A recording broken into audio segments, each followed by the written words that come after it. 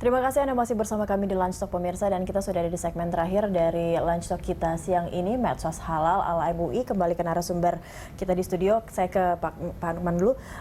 Kalau misalnya diketahui masyarakat sudah banyak yang tahu juga sekarang banyak medsos yang kontennya konten-konten yang tidak baik seperti itu. Tapi bagaimana juga masyarakat tetap bisa follow konten-konten itu, dan bagaimana supaya masyarakat bisa lebih teredukasi lagi saat sekarang apalagi sudah ada fatwa MUI seperti itu. Begini, salah satu cara supaya media sosial itu lebih meriah adalah, saya suka dengan gagasan begini, jangan terlalu banyak larangan. Jangan terlalu banyak larangan. Kalau udah banyak larangan yang ada, ya ditambah larangan dari MUI kan, makanya di luar larangan itu adalah tumbuhkan akun-akun atau konten-konten yang positif sebanyak mungkin, guyur. Positifnya maksudnya seperti memberikan pesan-pesan atau enggak harus begitu. Contoh gini loh, anak muda itu kan sukanya sekarang apa? YouTube kan? Dorong supaya lahir banyak YouTubers. Gitu. Mereka biar berkaya. Mereka yang biar ngomong kepada khalayak yang mereka sendiri. MUI ngomong sama anak muda mungkin nggak nyambung. Tapi kalau anak muda YouTubers, dia bercerita sesuatu yang positif dengan gaya dia, anak muda lain terpengaruh. Instagramers juga gitu. Biar aja sih lambe turah, biarin aja, nggak apa-apa. Karena dia nggak melanggar hukum. Sepanjang dia nggak melanggar hukum. Tapi tumbuhkan akun-akun lain, ya. Kominfo bisa itu, mendorong pertumbuhan itu, ya. Bikin lomba dan lain-lain. Supaya apa? Supaya membuat konten-konten baru. Kalau konten baru ini bagus-bagus, menarik, nggak akan ada waktu ke lambe turah. Konsentrasinya hanya ke hal yang positif. Betul, makanya guyur dengan konten baru. Konten negatif itu dilawan dengan konten positif, bukan dengan cara blokir. Blokir itu cepat, sesaat ya. Tapi satu blokir nggak sampai 2 menit juga muncul lagi baru. Capek kan? Hajar dengan konten positif. Sama seperti ulama kan begitu.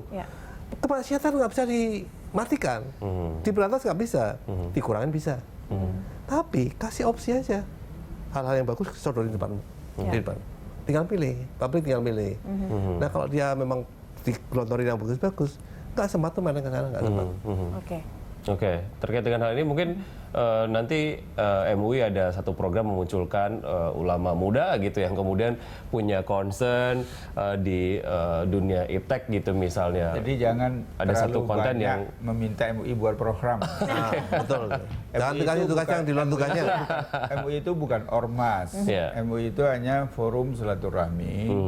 Tugas utamanya mengeluarkan fatwa, terus melakukan koordinasi.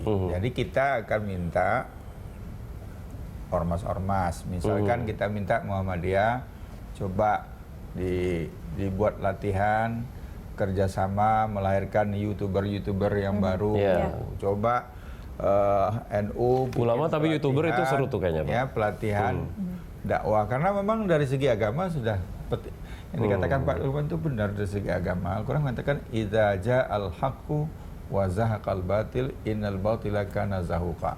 Kalau yang benar datang, yang batil akan tersingkir. Kenapa yang batil tersingkir? Karena watak yang batil itu adalah tersingkir. Nah, tatkala kita tidak buat sebanyak-banyaknya konten-konten yang positif, negatif yang ngisi. Gelas kalau nggak diisi air, udara masuk. Nah, sekarang saya setuju dengan Pak Nukman, kita himbau lah melalui berita satu ini. Terakhir mungkin Pak Nukman, meskipun sudah ada positif, nanti akan lebih banyak muncul, pengawasan harus tetap ada. Karena di awalnya medsos memang kan menghadirkan hal-hal yang positif, sampai akhirnya sekarang berubah menjadi negatif. Pengawasan harus seperti apa yang muncul, yang bisa mengembalikan medsos kita adem gitu. Pengawasan itu selalu tugasnya pemerintah, ya kan? Dan saya cukup senang karena di polisi pun sudah ada terbentuk cybercrime, kan? Dan itu serius levelnya, ya. Kemudian beberapa lembaga juga udah mulai fokus ke sana. Artinya pemantauan terhadap apa yang terjadi di media sosial itu udah dilakukan secara serius. Tinggal tindakannya aja, konsisten nggak? Yang ngawur itu di edukasi nggak?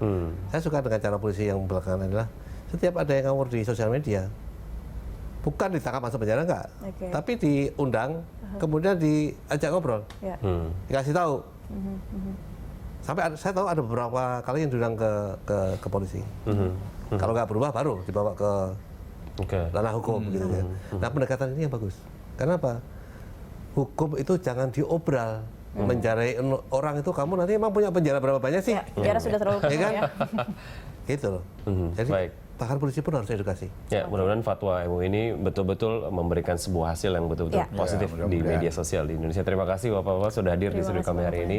Dan pemirsa demikianlah di Lunch Talk hari ini Anda bisa berikan informasi dan saran kepada kami melalui email di redaksi@berita1.tv. Atau follow kami via Twitter, Facebook, YouTube, dan Instagram. Nantikan Lunch Talk setiap hari pukul 13 sampai 14 waktu Indonesia Barat. Terima kasih. Sampai jumpa.